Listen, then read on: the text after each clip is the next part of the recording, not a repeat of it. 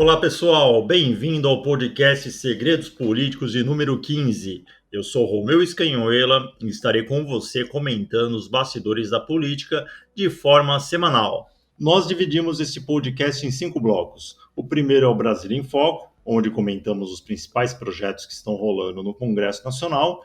O segundo bloco é o Colado com a Justiça, sobre um assunto político de interesse nacional que envolve o Judiciário, de preferência o STF.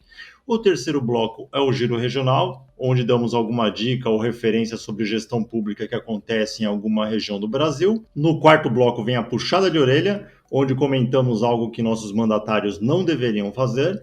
E, por fim, o Resumo de Brasília, onde citaremos apenas os destaques, de forma bem sucinta, dos assuntos debatidos nos últimos dias na capital federal. Com tudo isso, iniciamos o nosso podcast e apresento a você o meu amigo nesse projeto, Victor Escobar. Valeu, Romeu. Obrigado a todos os que estão nos ouvindo nessa nova edição dos Segredos Políticos. Lembrando que nosso foco continue a passar para você, nosso ouvinte, aquilo que não é dito pela mídia tradicional. Portanto, pautas que os principais veículos de comunicação abordam, você não escutará por aqui. E vamos começar com o Brasil em Foco.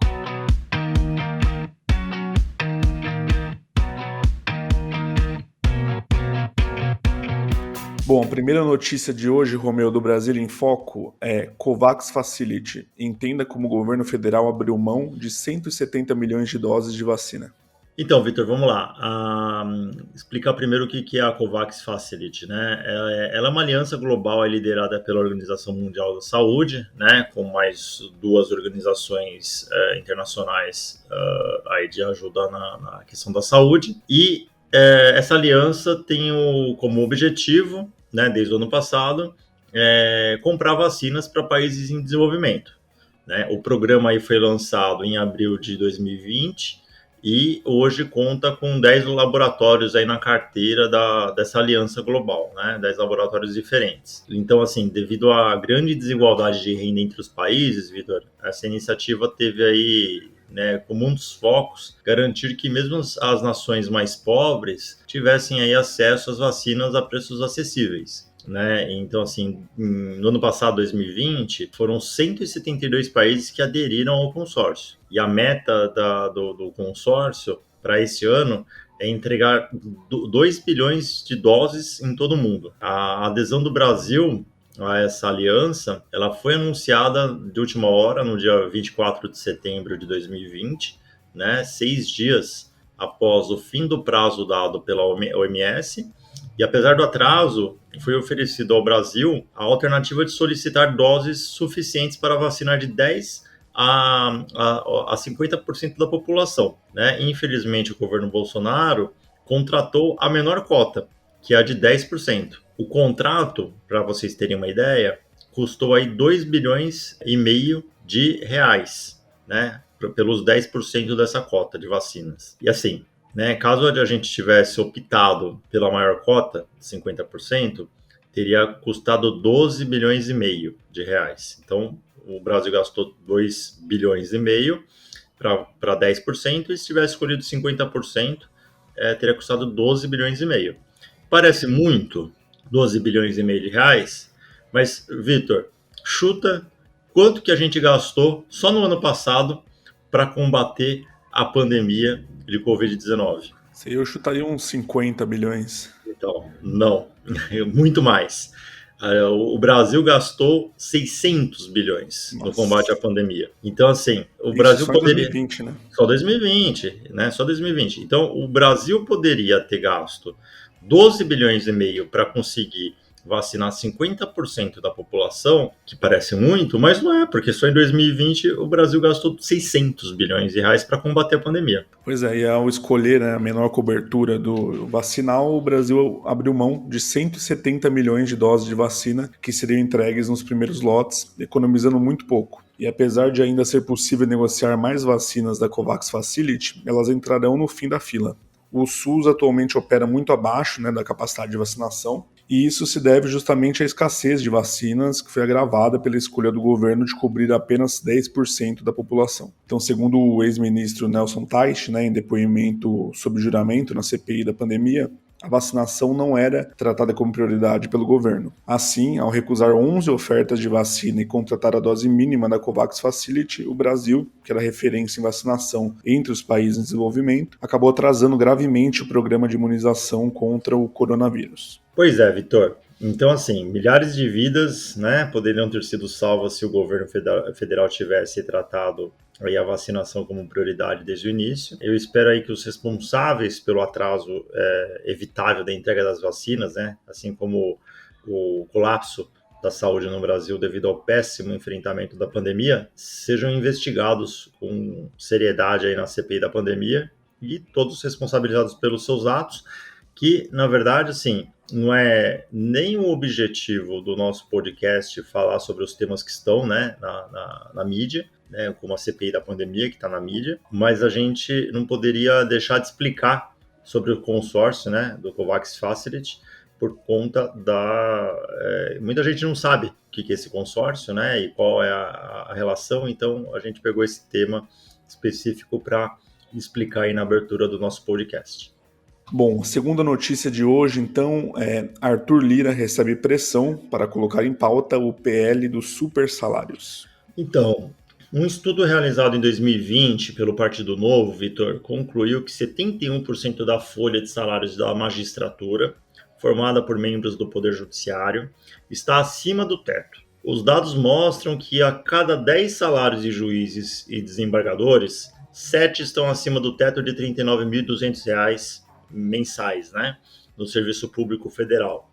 No âmbito estadual desses cargos, o levantamento descobriu que nos estados brasileiros a remuneração média da categoria é pouco superior a R$ 48 mil mensais. E aí o teto a nível estadual é estabelecido pelo salário dos governadores. E essa pesquisa foi feita com base em 200 mil contra-cheques, revelando aí que também há aí 17% dos salários na advocacia pública e 6% das folhas na Receita Federal que estão superando o teto salarial, né? E assim, com o fim dos super salários e o respeito ao teto, ou seja, né, não podendo qualquer salário do âmbito governamental, vamos dizer assim, né, do judiciário, do legislativo, do executivo, não podendo passar de R$ 39.200 por mês, né, que é o teto atual. Se isso acontecer, seriam economizados por ano 2 bilhões e 600 milhões de reais, né? Ou seja, 2 bilhões e 600 milhões de reais é praticamente o valor do contrato que o Brasil pagou para 10% das vacinas que a gente comentou na notícia anterior, né? Uhum. Então, uma grana que dá para investir em educação, saúde, segurança, né? E aí, Vitor, de acordo com os dados do CNJ, em dezembro do ano passado, mais de 500 magistrados do Tribunal de Justiça do Distrito Federal e dos territórios, né? Desses 526 magistrados, 178 deles obtiveram renda maior que, acredite, 100 mil reais líquidos por mês. Né? E há casos de juízes que recebem aí mais de 150 mil reais entre os chamados direitos e benesses. Sim, então não há ainda uma pesquisa sobre o montante que seria economizado com uma tesourada nas verbas cujo caráter é indenizatório, né? Mas assim, o mais importante é que esse projeto de lei mexe com a elite do funcionalismo público e acaba com os salários de 40, 50, 60, 100, 150 mil reais mensais. Segundo fontes, ainda não há data, né, para que esse projeto de lei 6.726 de 2016, que é justamente o projeto do fim dos supersalários, que estabelece regras mais rígidas para o teto remuneratório dos servidores públicos, seja posto em votação na Câmara. A gente está vendo aí um movimento, Vitor, né, bem interessante, liderado aí pelo Partido Novo e liderado também pelo deputado federal Vinícius Poit, que está praticamente todos os dias falando de super salário junto com a bancada do Novo, né? Eu acredito que esse projeto de lei vai ser colocado em votação, mas eu tenho minhas dúvidas se ele vai ser sancionado. Espero que sim. O Brasil economizaria bilhões de reais por ano, mas você mexe com dinheiro de gente graúda.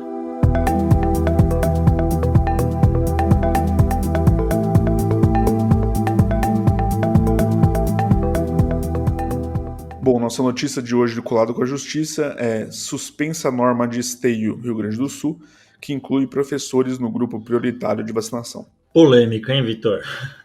O ministro Dias Toffoli, do STF, suspendeu aí, por liminar, os efeitos da resolução do município de Esteio, no Rio Grande do Sul, que permitia a inclusão dos profissionais da educação básica, escolar básica, né, dos estabelecimentos locais entre os destinatários prioritários das doses das vacinas contra a Covid-19. Na liminar aí deferida, o ministro determinou ao município que observe as diretrizes do Plano Nacional de Vacinação. Na reclamação, o Ministério Público do Estado do Rio Grande do Sul, ele questionou aí a decisão do TJ, que manteve a validade da resolução no município. Ele alega que, entre outros pontos, tem a inclusão dos professores nas prioridades preteriu outros grupos que estavam à sua frente, em afronta ao entendimento do Supremo, né? Então, assim, foi destacado aí que a necessidade de diretrizes pautadas em critérios técnicos científicos, né, com a definição de ordem de preferência entre os grupos prioritários. Então, foi isso que aconteceu. Pois é, o Toffoli assinalou que qualquer alteração na política nacional de vacinação deve vir justamente acompanhada da estimativa de pessoas a serem contempladas e da fundamentação pautada em peculiaridades locais de logística que detalhem sua viabilização, o que não verificou nessa resolução aí, né, do município.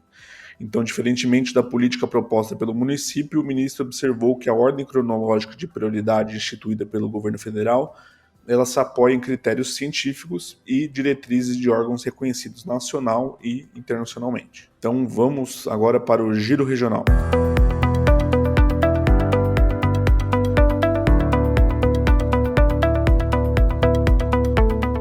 Bom, nossa primeira notícia de hoje é Clarice Falcão promete beijão na boca de prefeito do Rio se vacinação for cumprida. Pois é, Eduardo Paes aí tá enroscado. O prefeito aí do Rio de Janeiro, né, do PSD, ele divulgou na quarta-feira, nessa semana, o calendário de vacinação por idade aí para pessoas sem comorbidade ou com necessidades especiais, né? Paes afirmou que pretende aplicar a primeira dose em todos os cariocas com mais de 18 anos até outubro. E aí, com isso, a atriz e cantora Clarice Falcão usou as redes sociais para lançar um desafio.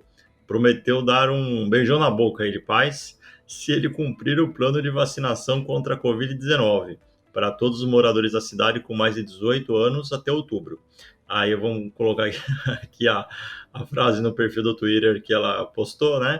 Abre aspas, se o Dudu Paes me vacinar em setembro mesmo, eu nem pergunto, dou um beijão na boca dele. Depois da segunda dose, né? Não sou otária. Fecha aspas. Tá certo. A decisão, então, segundo a publicação nas redes sociais do prefeito, foi motivada porque a capital tem recebido as doses de forma regular e com mais quantidade do que o esperado, especialmente com a vacina da AstraZeneca. O Paes também afirmou que a expectativa é de terminar a imunização de todas as pessoas com comorbidades e pessoas com deficiência permanente, né, PCD, nas próximas 2 semanas. Então a ampliação, porém, depende de que não ocorra mais nenhum atraso no cronograma de entrega das doses à capital. Nessa quarta-feira, a Prefeitura do Rio reorganizou o calendário vacinal para quem ainda precisa tomar a segunda dose da Coronavac. Vitor, eu acessei as mídias sociais do Rio, né? Até mandei ontem para você, Sim. Da Prefeitura do Rio. Realmente, né?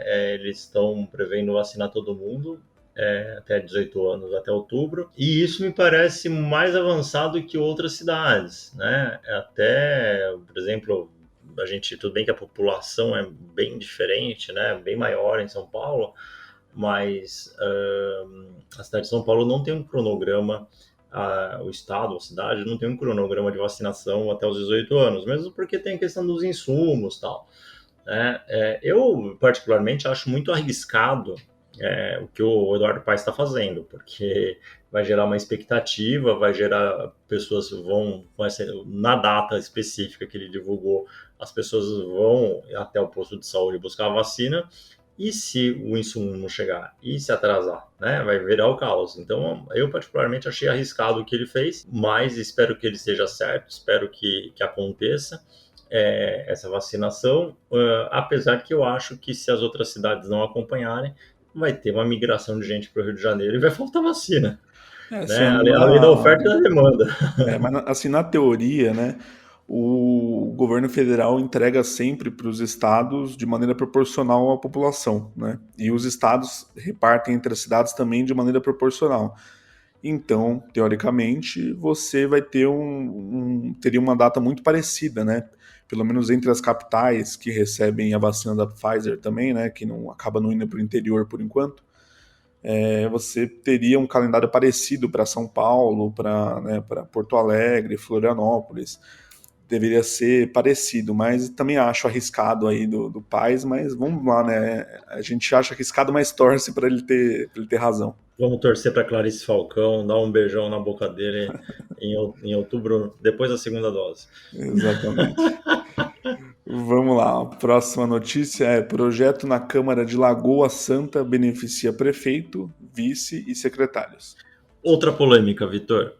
Complementação aí dos salários do prefeito, vice-prefeito e secretários pelo caixa aí do município, em caso de doença, após 15 dias de afastamento, é a proposta do projeto de lei que está tramitando aí na Câmara Municipal de Lagoa Santa, que fica aí na região metropolitana de Belo Horizonte. De autoria do Legislativo, o projeto pretende incluir 3 incisos na lei de 3.323 de 2012, em que estabelece o recebimento integral dos subsídios na licença para tratamentos de saúde do prefeito, vice-prefeito e secretários municipais, e também do diretor do Departamento Municipal de Transporte, que tem o status lá de secretário. Dessa forma, o auxílio doença até o 15º de licença, 15º dia de licença, será pago integralmente pelo município. E após o 16º dia, pelo projeto, pelo órgão previdenciário, né? E se não alcançar o valor do subsídio integral, o município completa. O projeto de lei foi batizado pela população de Lei Breno. Isso porque encontra-se afastado e internado desde março por causa da Covid em Belo Horizonte o vice-prefeito, que é o chamado Breno Salomão, né, que tem 46 anos. Exatamente. O quadro de saúde do vice-prefeito ele apresentou agravamento e ele permanece entubado, mas os subsídios recebidos pelo vice-prefeito já não estão mais sendo pagos de forma integral, justamente porque seu afastamento ultrapassou o limite de 15 dias. Tem um servidor público que não quer se identificar e que falou para o jornal Estado de Minas Gerais, afirmou que a lei apresenta desigualdades e a considera imoral diante da realidade, né, que a população e os servidores têm enfrentado para honrar as contas. De acordo com o advogado Reinaldo Penido, o PL a ser votado tem respaldo na Lei Federal 8.213 de 1991, né, que é a Lei da Previdência Social, que diz que os agentes políticos devem ser encaminhados ao INSS após 15 dias de afastamento por motivos de saúde para recebimento de auxílio-doença, com exceção dos servidores públicos submetidos ao regime próprio de previdência social. A partir daí, caberá ao órgão público apenas suplementar a diferença dos valores nos termos dos artigos 60 e 63 da lei. O PL lá que tá rolando na cidade de Lagoa Santa, Vitor, ela já entrou na pauta das reuniões ordinárias dos dias 4 e 11 de maio, mas não foi em votação porque entrou em discussão nas comissões permanentes, né, de legislação, justiça, finanças, orçamento, serviços e administração pública também. Dos 14 vereadores da Câmara Municipal de Lagoa Santa, apenas um vereador, chamado Roberto Pereira, ele ainda está contra o projeto de lei. O que você acha, Vitor? Você acha que deve ser votado a favor ou rejeitado? Eu acho que deve ser rejeitado, porque eu sou também dessa opinião de que, assim, toda a população, né? Claro que a gente se solidariza, né, por todo mundo que está internado por Covid e tudo mais, mas toda a população está sofrendo do mesmo mal, né? Todo o servidor público sofre também desse mesmo mal, do risco da Covid. Acho que não seria certo a gente beneficiar, né, o prefeito, o vice-prefeito, em detrimento de todo o resto da população. Exato. E assim, existe hoje muitos seguros de vida, muito. E seguros de vida que oferece seguro por internação hospitalar. E assim, individualmente custa bem barato, sabe? Pensando até no salário mínimo. Uhum. que dá um seguro para você de um valor correspondente X ali para você se manter diariamente se você ficar internado e não puder trabalhar. Então, eu acho que assim, não tem que ser votado realmente essa lei, né? Tem que ser esse projeto de lei tem que ser rejeitado para não gerar mais um gasto, né, pro erário público. Exato. E quem quer essa estabilidade depois do 15º dia, que pague um seguro de vida com cobertura para internação hospitalar, simples assim. É isso aí. Então vamos lá, vamos para puxada de orelha.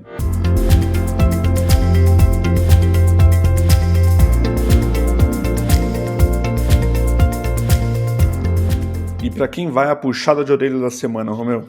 A puxada de orelha, Vitor, vai para o vereador de Maceió, Leonardo Dias, do PSD, que homenageou, na data de ontem, dia 13 de maio, o presidente Jair Bolsonaro com uma placa de cidadão maceioense. Porém, o título nunca foi aprovado pela Câmara dos Vereadores da capital alagoana. Ou seja, ele recebeu, Vitor, uma homenagem fake. Ah, que beleza. É isso, né? O que tem para comentar sobre isso, né? A homenagem é pro mesmo. É o mesmo presidente, o Romeu, que não quis contratar, recusou 11 propostas de vacina ou não? É esse mesmo, é esse mesmo presidente. Olha, ainda tem gente querendo homenagear, né? É o Impressionante. mesmo presidente que atrasou 6 dias para entrar no consórcio lá do Covax Facility.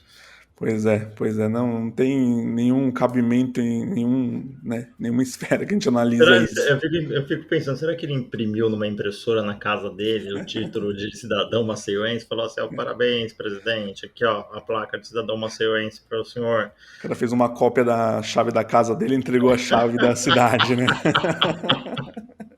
Vamos pro resumo de Brasília, vai. Vamos lá. Ah, eu queria só aproveitar e fazer uma outra puxada de orelha, meu, que já acho que a gente pode fazer uma puxada de orelha aí pro ministro da Saúde, ex-ministro da Saúde, Eduardo Pazuello, Qual também deles? Tem um que monte. não, então o Eduardo Pazuello que solicitou aí através da AGU, né, o STF, um habeas corpus preventivo para não precisar falar, né, durante a CPI da Covid. Então, queria deixar minha puxada de orelha aqui, pessoal. Não sei a opinião do Romeu sobre isso, mas uma pena que a gente não vai ter, provavelmente, né, não vai ter o ministro falando a versão dele aí dos fatos na CPI da Covid. Então, mas assim, não dizem que o cara que é do exército, militar, é o cara firme ali, né?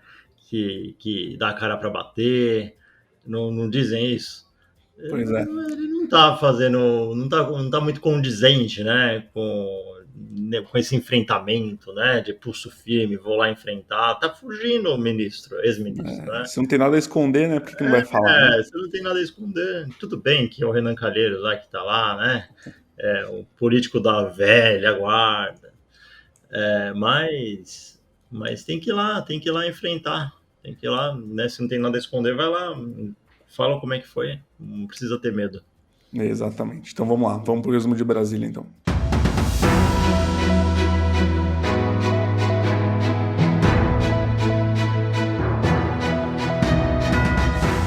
Bom, estamos gravando exatamente na sexta-feira, dia 14, a 1h14 da tarde. E lembrando que neste bloco, então, a gente vai falar sobre os destaques de Brasília, né, de uma forma bem sucinta. São os assuntos debatidos nessa semana na capital federal, para que você possa, então, buscar na internet maiores informações, caso se interesse por algum destaque. E com isso, vamos, então, aos destaques da semana. Comissão da Câmara discute parecer de projeto que autoriza cultivo da cannabis para uso medicinal. Câmara aprova projeto que altera regras de votação nas sessões do plenário. Vitor, até aproveitando aí para falar um pouquinho sobre esse projeto, porque esse projeto foi bem importante aí, mudou muita coisa dentro do regimento interno. A gente não vai prolongar muito aqui, mas assim, ele foi votado ontem, né, dia 13 de maio, hoje é dia 14. Isso. E o que acontece, né? O presidente da Câmara, o Arthur Lira, afirmou que a mudança vai qualificar o debate aí, simultaneamente impedir a banalização da obstrução, que é um legítimo direito das minorias, né, na Câmara, né? E uma das novidades nas regras e funcionamento das votações é a permissão para que o presidente possa suspender a sessão por 1 hora, uma única vez. Após esse tempo, a sessão seria encerrada e convocada para outro dia.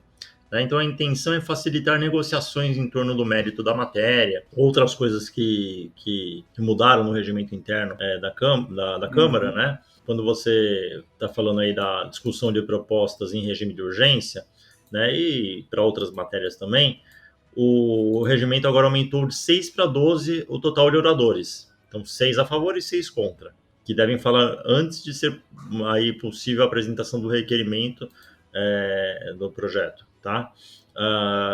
Uma outra mudança que é importante quando o projeto tiver sua urgência urgentíssima aprovada e for colocado aí para votação na mesma sessão, ele não poderá ser apresentado o requerimento de retirada de pauta, né? Se já tiverem aí emitidos todos os pareceres, também não poderá haver requerimento de adiamento da discussão. Então, assim, só para falar alguma das novidades, das mudanças, que são muitas, né, no dia a dia ali do regimento interno da Câmara. Exatamente. Então vamos para a próxima notícia aqui, que é Ministério da Justiça leiloa aeronave, jet ski e outros itens apreendidos em Mato Grosso. Braga Neto diz que recomendou ao Ministério da Defesa parar de comprar bebidas alcoólicas. É um comentário sobre esse tema, Romeu, que a denúncia foi feita pelo deputado Elias Vaz, do PSB de Goiás, e mais 9 parlamentares do PSB para a PGR, onde eles informaram que foram comprados cerca de 80 mil cervejas, além de conhaque e uísque 12 anos, para as Forças Armadas. É uma farra, né, Vitor? Assim, a gente precisa parar, né? O Brasil precisa ser redesenhado, porque onde já se viu comprar, seja, não precisa ser para as Forças Armadas, para qualquer órgão público, para o STF, para os ministérios, onde já se viu comprar cerveja, onde já se viu comprar conhaque, onde já se viu comprar uísque, onde já se viu comprar leite condensado, onde já se viu comprar chiclete. Gente, você quer beber uma cerveja, um conhaque, um uísque, mascar um chiclete, quer um bolo, um leite condensado, vai lá e compra com o seu dinheiro, né? Então essa farra precisa acabar. Imagine quantos bilhões e bilhões o Brasil não iria economizar se o governo parasse de gastar com bebida alcoólica, com comida, com caviar, com o que seja, e usasse esse dinheiro para saúde, educação e segurança, o Brasil estaria bem melhor. É isso aí. Então vamos lá. Aprovada urgência para projeto que exige identificação de demanda por vagas em creches. Câmara aprova novas regras para o licenciamento ambiental e texto aprovado agora seguirá para o Senado. Comissão quer ouvir ex-ministro da Defesa sobre demissões de comandantes das Forças Armadas. Ministério da Economia comemora fim da obrigatoriedade de balanços em jornais. Mais uma observação sobre esse tema aí, Romeu, é que o marco das startups que prevê a mudança na legislação foi aprovado na terça-feira, né, no último dia 11 de maio, pelo Senado, e ele vai à sanção do presidente da República. Então foi mantida a isenção a empresas com menos de 78 milhões de reais de faturamento anual de publicar seus balanços em jornais impressos, sendo ou não startups. Também inclui companhias abertas com acesso ao mercado de capitais com faturamento inferior a 500 milhões de reais. Muito bem. Comissão de Legislação Participativa debate a privatização dos Correios. Comissão rejeita voto plural em ações de empresas, que nessa modalidade, o voto do fundador de uma empresa poderia valer mais do que o de um investidor. Tarcísio Freitas, ministro da Infraestrutura, contraria Bolsonaro e nega a candidatura ao governo do estado de São Paulo. Ministro da Educação diz que cortes no orçamento de universidades federais devem adiar projetos. Procuradoria-Geral da República fecha acordo de colaboração com o advogado criminalista Nitalmar Filho, que, segundo fontes, implicam o juiz da 7ª Vara Federal do Rio de Janeiro, Marcelo Bretas, e procuradores envolvidos na Operação Lava Jato. Rosa Weber manda para a PGR mais uma notícia-crime contra Bolsonaro. Câmara instala comissão especial para analisar PEC sobre voto impresso. TCU vê indícios de irregularidade em obras financiadas com emendas parlamentares. Projeto na Câmara prevê bloqueio de bens e salário de agressor enquadrado na Lei Maria da Penha. Ex-ministro da Educação pede interdição de Bolsonaro ao Supremo. E com isso, fechamos o nosso podcast, né, Vitor? A gente quer até fazer um convite para os deputados, senadores, prefeitos, quem quiser participar, as portas estão abertas. Sempre. A gente quer debater com vocês projetos de lei, a gente quer debater com vocês um Brasil melhor. Então, as portas estão abertas para quem quiser participar, só entrar em contato com a gente, seguir os Segredos Políticos nas redes sociais, né? A gente tem aí o Instagram, o Facebook, o Twitter, Segredos Políticos, só no Twitter tá como @segredopolítico, e é isso. Vitor, muito obrigado. Um bom final de semana para todos. Até semana que vem. Valeu, Romeu. Um abraço a todos.